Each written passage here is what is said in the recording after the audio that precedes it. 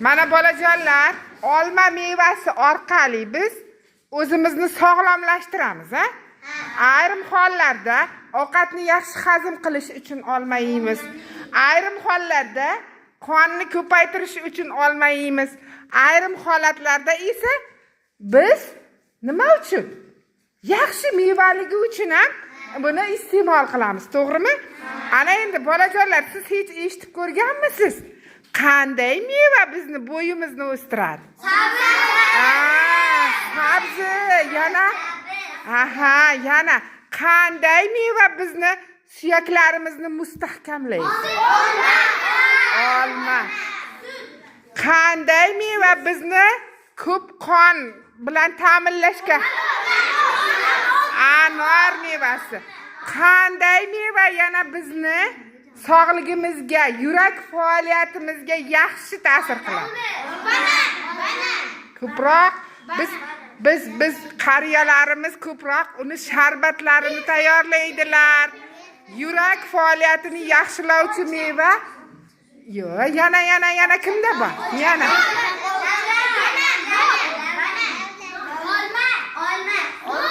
Bolajonlar, u mevani yozda juda ko'p yeganmiz. U mevaning nomi o'rik.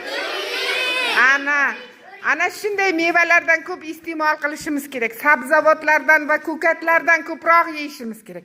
Chunki sog'ligimiz uchun eng foydali narsa meva va sabzavotlar. Endi o'tirib olamiz.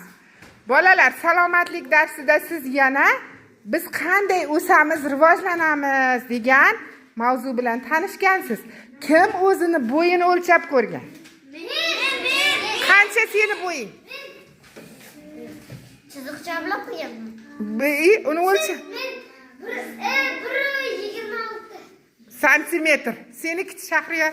205. Xato aytyapsan. 2 metrlik inson animadan sig'olmay qoladi-ku eshigimizdan. Ana endi kim o'zini vaznini o'lchab ko'rgan? Og'irligini.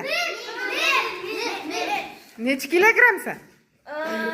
29 kilo chiqadi. Senchi? 30 Senchi? 20.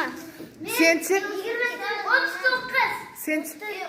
30. 30 kilo. Senchi? Men 25 kilo. Juda yaxshi, sen o'g'lim 25.